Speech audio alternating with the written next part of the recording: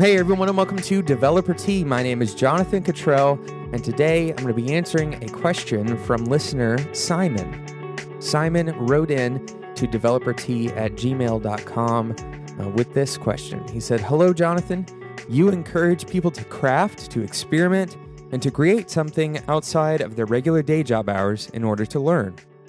You also talk a lot about integrity, including integrity towards your employer. However, I sometimes feel uncomfortable having personal projects as an employee. I'm working on a budgeting app in my free time, and I'm really loving it. New features come to mind regularly, even when I am not actively working on the project. Now, as you said in your past episodes, humans are not machines. Thoughts aren't treated the way processors treat threads, or like browsers treat tabs in their individual sandboxes. And for me, it's kind of hard to switch off the personal project mind at 2 p.m. when it's time to go back to my day job and turn on my professional project mind. What are your thoughts on this conflict? I'm betting you'll come up with something related to routine. Thanks for your help, Simon."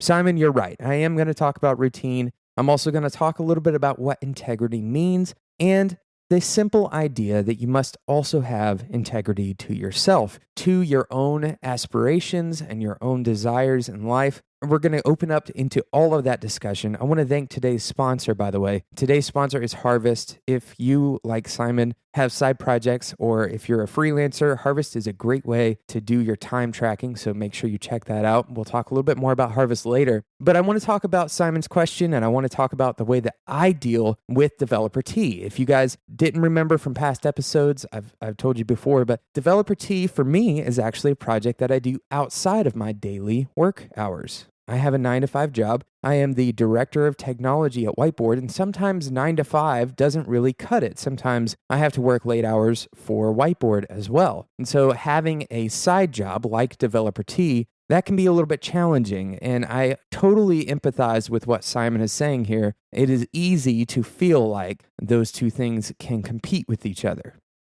Now, Simon, the reality is it's very natural for you to feel this way because the work that you're doing at work is very similar to the work that you're doing not at work. And so it can seem like you are stealing some of that same energy, some of that cognitive load away from your job at work. Now, I want to talk a little bit about when that can actually be a real problem that could possibly, get you fired or perhaps put you in a situation that is a little bit awkward with your employer. But then I want to talk about the less dangerous scenarios that you can mitigate with, like you said, some of your routine, some of the things that you can do on a day-to-day basis to shift your brain in and out of those modes, working for your side project, but also working for your professional project mind, as you called it in your email. But before we jump into that, I want to reframe this conversation a little bit and say that I think it's totally fine for the things about that side project to come up in your mind while you're at work. And here's why. Imagine that you're doing a project on the side, and maybe it's a hobby project, maybe you're painting a room in your house, or perhaps you are doing some landscaping at home. And while you are at work, you come up with an idea for your landscaping project. Now, that doesn't necessarily have anything to do with programming, but conceptually, it's the same idea. When you have integrity to your employer, it doesn't mean necessarily that every single thought that you have during the day is purely related to work. It does mean that your energy that you output is focused and that you're intentionally trying to do the best thing for that employer with the time that you have available, but your employer cannot have an unreasonable expectation on your mental trains of thought, especially when it comes to the things that you are unintentionally thinking about, ideas that you have kind of at the spur of the moment. Now, it's your responsibility to know what to do with those ideas and to not treat your employer's time as if it is your own. You are getting paid to be at work. Obviously, those thoughts, they need to be compartmentalized, and you need to respond to them by maybe taking a note on the side, just like you would do if you had a personal side project that wasn't related to programming. If you thought of a color that you wanted to paint that room, then you might write it down or send a quick text to a friend or to a family member that lives in the same house as you, but you wouldn't just completely ignore it or feel guilty for thinking of a color. And certainly you shouldn't feel guilty for these things coming up in your mind throughout the day without your control over them. Of course, as with everything, you have to balance this. If those thoughts about your side project are dominating your focus, regardless of whether that side project is related to programming or painting a room, if they are dominating your focus and you're unable to actually put in time that is worthwhile for your employer, then you have a focus issue. And we're going to talk about hopefully some things that you can do to mitigate that focus issue and to actually focus on the things that you should be focusing on at the times that you should be focusing on them. But again, I don't think that there's anything particularly wrong with features coming to mind at the spur of the moment. Just like they do when you're at home, you could think about work when you're at home. You could think about that professional project when you're at home. So the conflict doesn't actually occur when you have a thought. There's nothing particularly wrong with that. It's what you do with that thought. Do you allow it to rapture your focus, to take you away from being productive at work? Do you allow it to cause an actual productivity issue for you at work? And perhaps that's the first red flag scenario. If you are allowing this side project to cause productivity issues, then you probably have some changes to make, or perhaps you need to consider maybe slowing down on that side project, putting a little bit less effort into that side project so that you can maintain integrity with your employer. But I want to talk about some other red flag scenarios, perhaps some more ominous ones that you should be watching out for, that anybody working on a side project, especially in the same space, using the same skill set that you use at work, these are some things that you should be looking out for in those scenarios. So number one is if your company has a non-compete clause and the work you are doing somehow violates that agreement that you have with your employer. This is obviously not okay. If you are violating a non-compete clause, then you can get fired and your side project can very likely get axed. Now, I don't know exactly how this works with international law. For those of you who are listening overseas, you should seek some kind of legal advice if your side project is serious and if you feel like this could be you. If you signed some kind of legally binding contract that disallows you from working on similar type of work outside of work, then it's very possible for you to lose your job over this kind of thing. The second red flag scenario is something that's not so much in legal binding paper, but if somebody at your company, specifically if your boss or someone that is higher up than you has told you that specifically side projects are discouraged or are otherwise a breach of your employment obligations at the company, then it's possible that you're in a very difficult situation. You could be fired for that kind of thing. You could be fired for something like insubordination, or perhaps simply because your employer thinks that you are being less efficient than necessary for them. Number three is if you've seen other people fired for their side projects. If you see other people in the company that you work for getting fired for the same types of things that you are doing, then it's possible that you'll be fired. Now, this is not to say necessarily that you should still be working for this company if they are willing to fire you for a side project. It's not my personal belief that a company should fire someone for a side project if that person is effective at their job and if they are meeting their obligations at their job. But if you see other people around you being fired for similar things that you are doing, then it's very possible for you also to get fired. And it could be that you are okay with being fired. Simon, I don't think that that is the case. It sounds like you want to do well at your job, but that you're enjoying your side project and you want them to coexist. And so I'm just kind of giving you all of the listeners, not just Simon, but all of you who are listening, some overarching ideas about how to think about side projects and when you could be putting yourself in kind of a dangerous position as it relates to your employer. Now, the last red flag scenario is if you are truly, actively, and consciously working on your side project while you're at work without your employer's approval. This is obvious to most people, but some people still will engage in this kind of activity where they work on their side project while they are clocked in at their day job. This is obviously just not a good idea. You're probably going to get fired if you get found out, unless your employer has said that you have some amount of time where you can work on your own side projects while at work. Now, with that said, if your company has allowed you to work on side projects while you're at work, it is kind of an overarching legal agreement that anything that you do while at work when you are employed full time can be claimed as your company's property. So you want to be relatively careful if you are working on a side project that you want to own when you are at work, even if your company has said that they allow you to work on those side projects. Now that we've covered these red flag scenarios, I want to say that I don't think anything can beat transparency and clarity. If you go and talk to your employer and ask them how they feel or what the rules are at the company about the side project conflicts that you may encounter, then you will get much better guidance, and you want to keep these things in writing. Make sure that you have a very clear understanding of the situation at your particular company. Every company treats these things differently, so I can't speak to exactly how your company, Simon, how they work, or really anyone else who listens to this podcast. But if you go and talk to your boss and ask them to give you some clarity, I am sure most bosses would be happy to do so. So, Simon, we've covered the red flag scenarios. I want to talk to you guys a little bit about today's sponsor, and then I will continue to talk about the issue of conflict between work that falls outside of your day job and how to deal with these side project issues. I want to talk about routines and what you can do in your day-to-day routine, what I do specifically to kind of segment my workday and keep developer T work separate from my day job work. Hopefully that will give you some ideas for your work, Simon, and for other people who are dealing with similar conflicts. But first, like I said, I want to talk about today's sponsor, Harvest. If you guys have not heard of Harvest, Harvest is a time tracking tool, and it's built for understanding where your time is going. For developers, it takes the pain out of time tracking. There's a browser extension for Chrome, for example.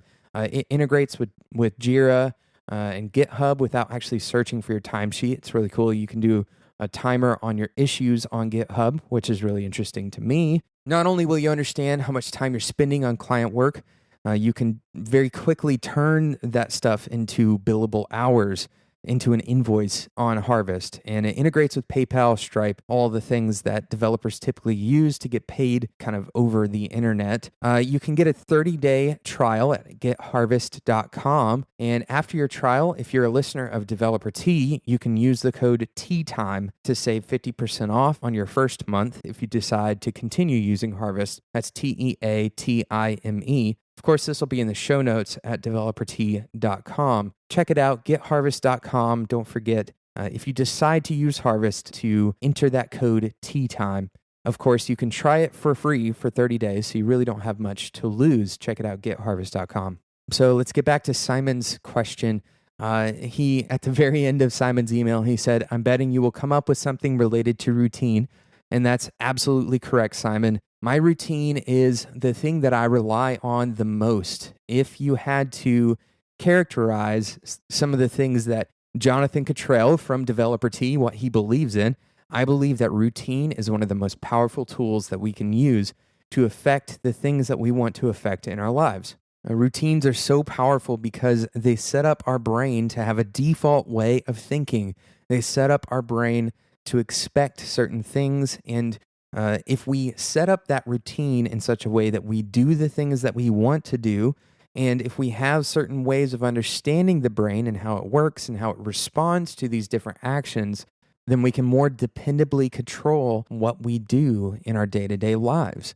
A very simple concept here is to just assume that you are going to go and exercise 3 days a week, and even plan out which days you're going to exercise. And then if you want to change your routine for one day, then that is the day that you'll miss that exercise. But by default, you're going to exercise on those 3 days. And if you plan that routine, if you have a routine, then not exercising is the abnormal situation rather than exercising being the abnormal situation. It's a very subtle shift in the way that you think, but it is a very powerful one. I talked about this in another episode, the useful defaults concept, and that is to very simply make the things that you want to occur over and over, make them the default thing. Make it a default habit that you do the things that you want to do, that you truly believe are good for you to do. So as it applies to your question, Simon, there are some routine items, some routine things that I do basically every day. It's abnormal for me not to do them, but there are some routine items that I do every day. One of them is I exercise most days. I have some sort of break after my 9 to 5 where I go and I exercise, whether that is lifting weights at the gym or doing some light cardio or running around the neighborhood. I spend about an hour to an hour and a half. And then at the end of that exercise, I very often, I'll either stretch or I'll sit in a sauna. You could call this meditation, I suppose, where I basically don't think about anything and maybe I'll listen to music or maybe I'll just sit in silence for a few minutes. But the idea is to have a very short period where I break up my workday from my post-work day, where I'm working on other things, or perhaps I'm spending time with my wife, or maybe I am doing developer T work.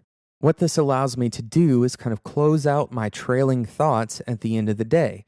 If I'm still thinking about work at the gym, that's typically okay because it doesn't take a lot of cognitive energy for me to lift weights or to run. And I can allow those thoughts to kind of come to a close. And then when I am done working out, I can think about new things. I can go and work on developer T and focus on developer T. Now, Simon, you may be thinking, well, Jonathan, you're talking about how to focus on developer T, not how to stay focused when you're at work. But the truth is that those are two sides of the same coin. And what that means is basically, if I am able to create some protected, intentional time to focus on my side projects, then I am more able to create protected, intentional time to focus on work. Because my brain knows that I will have time later to focus on developer T. I'm not constricting that time and I don't ever use my workday to focus on developer T. Instead, I allow myself the necessary time later in order to focus on it. Now, there's one more component of my routine that I feel like is very important. I've talked about it a few times on previous episodes. It's very simple. At the end of the night, especially if I've been working on side projects, I spend 5 to 10 minutes planning out the next day, especially planning out the early morning of the following day. And that allows me to very easily get into the mode that I need to get into the following morning. I don't have to think about what I was doing the night before. Those thoughts are no longer lingering because I've intentionally shifted my brain away from those thoughts. Now, I will say this as well. When you go to sleep, your mind has the time to consolidate your thoughts. In other words, if you're working on a side project at night and then you go to sleep, it's very likely that a lot of the thoughts that otherwise would have lingered will be consolidated in your sleep. So it's very important to get good sleep. Now, I'm not going to talk a lot about sleep in this episode, but sleep will help you consolidate thoughts that otherwise would end up kind of bleeding over into your professional work. So if I could sum up the advice, Simon, of how to shift between those two modes of thinking, number one, I would say be very intentional about providing yourself the necessary time in order to focus on each thing fully. In other words, give yourself a block of time to focus on your side project. Don't do it in the cracks. Don't do it only when you have time. Make it a part of your plan. Make it a part of your routine. Secondly, give yourself time to consolidate and close out thoughts from each of those working processes. Don't just work right up until the time that you're getting ready to go to your job because you aren't giving yourself time to consolidate those thoughts. Sleeping can consolidate your thoughts. Intentionally consolidating your thoughts, writing down notes is a really good way to do that. I exercise, like I said previously. I do a little bit of kind of meditation. That helps me consolidate my thoughts for the day and move into a different mode of thinking. So give yourself protected time, very simple idea. Plan that time out, and then give yourself consolidation. Give yourself the ability to take the thoughts that are left over and close them out. Finish thinking about something. Give it a kind of a wrap up. Now, I alluded to something very simply a second ago, that is taking notes. It's very important for you to take notes on things that you want to do next on a given project in order to get that stuff out of your brain. I've seen this at work in my own life so many times.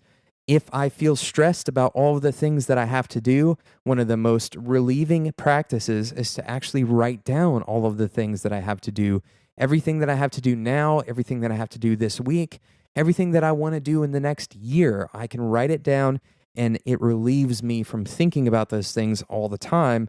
That also will help me consolidate those thoughts and get them out of my brain so that they aren't kind of taxing me.